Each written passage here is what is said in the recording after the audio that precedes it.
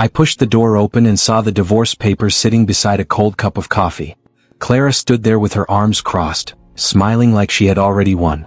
Her mother sat at the table, staring at me like I was a stain. I said, "So this is how it ends?" Clara replied, "Don't be dramatic. Just sign. It's clean." Her mom added, "You were never right for her." My chest burned, but I forced a laugh and said, "Wow, you two practiced that." Clara rolled her eyes and said, "Logan understands my future." "You never did." Hearing his name felt like a blade. I asked, "So he's the upgrade?" She said, "He believes in me. That's all that matters." I wanted to scream, but instead I joked, "Guess I'm the clearance item." Clara smirked, thinking I was weak. I picked up the pen and said, "If this makes you happy, fine." My hand shook as I signed. Clara watched, almost excited. Her mom whispered, "Finally?" I didn't know that my signature was flipping a switch my grandfather had hidden for years. All I knew was that I felt empty as the ink dried, like I had just lost everything and nothing at the same time. I looked at Clara and said, "I hope this gives you the life you think you deserve." She didn't answer. I walked out with a fake smile, unaware that this joke would change my fate forever. I had no idea what was coming. My phone kept buzzing on the table and I finally snapped, "What now?" Maya rushed in, her face pale, clutching a thick folder. I said, "You look like you saw a ghost." She whispered, "You just triggered something dangerous." I laughed and said, "I only signed a divorce."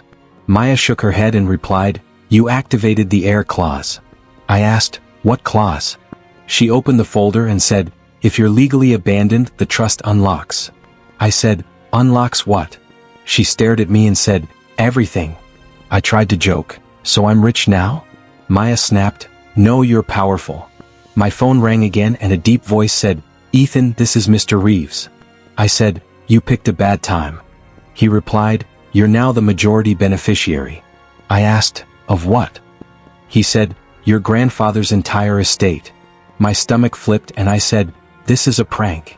Reeves said, "People will come for you." I whispered, "Why didn't anyone tell me?" Maya said, "Because it only wakes when you're betrayed." I looked at my shaking hand and said, "So Clara did this?" Reeves replied, "Yes, by leaving you." I stared at the ink on my signature and muttered, "I signed my own crown." Maya grabbed my arm and said, "You signed your shield too." I took a slow breath and said, "Then let them come." I felt fear and something darker growing inside me, and I knew my life was no longer simple and I was ready to fight. I walked into Reeves' office wearing yesterday's hoodie and he said, "Sit down, Ethan, you own half this floor now." I muttered, "I still feel like a joke." Reeves slid a tablet toward me and said, "These numbers aren't a joke." I stared and whispered, "That can't be real." He replied, "Your grandfather built a loyalty system around your name." I asked, "So Clara called me comfortable while I was sitting on a throne?" Maya nodded and said, "She never saw the crown."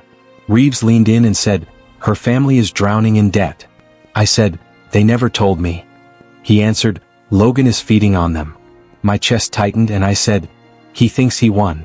Maya grabbed my sleeve and said, "Don't fight with emotions." I finished her line and said, "Fight with facts." Reeves smiled and said, "Good." I took a breath and said, "I won't chase her." Maya said, "You don't have to." I looked at the city through the glass and said, "Her choice will break her." Reeves replied, quietly and legally. I nodded and said, "I won't beg." Maya whispered, "Then you're already winning." I closed my eyes and said, "She wanted freedom." Reeves said, "And you got a throne." I felt something shift inside me, not anger but control, and for the first time since the kitchen table, I knew I wasn't lost anymore, only waiting to move. I walked into the party and Clara smiled like I was a guest in my own life. She pulled me forward and said, "Ethan, meet the man who believes in me." Logan tightened his arm around her waist and said, "Nice to finally see you." I replied, "I wish the feeling was mutual." People laughed when they saw my simple suit, and I heard her mother whisper, "He signed so fast, pathetic." My face burned, but I kept my voice steady and said, "Nice party, Clara." She smirked and replied, "I've leveled up." Logan leaned close to me and said, "You had your chance." I pretended to smile and walked away, but I stayed close enough to hear him say, "Her family is just leverage." I froze as he added, "Temporary tools." Clara laughed nearby, not hearing or not caring. I clenched my fists and whispered, "So that's what you think?" I stepped back and said, "Enjoy your upgrade." Clara rolled her eyes like I was nothing. I walked out into the night, my heart pounding. In my car I said, "This is where I stop being a husband." I took a shaking breath and added, "This is where I become the storm." I drove away knowing that everything was about to change for all of us, and there was no going back from what I had just heard. I sat across from Chairman Cade and he studied me like he had been waiting for years. He said, "Your name was hidden, not forgotten." I replied, "I just found out who I am." He smiled and said, "Now you will decide who they become." Reeves leaned in and said, "Logan is moving money behind Clara's back." I asked, "And her father?" Reeves answered, "Desperate and drowning." Cade added, "They think you're weak." I said, "They think wrong." Reeves placed 2 files in front of me and said, "Fast destruction or slow karma." I looked at the papers and said, "Slow." Cade nodded and said, "Regret tastes better when it takes time." I made 1 call and said, "Do not renew the loan." Reeves asked, "You're sure?" I said, "Let the floor move." Cade smiled. My phone buzzed and I quietly recorded Logan saying, "Her family will fold." I whispered, "Now I have proof." Reeves said, "You're still protecting her?" I replied, "I'm protecting the truth."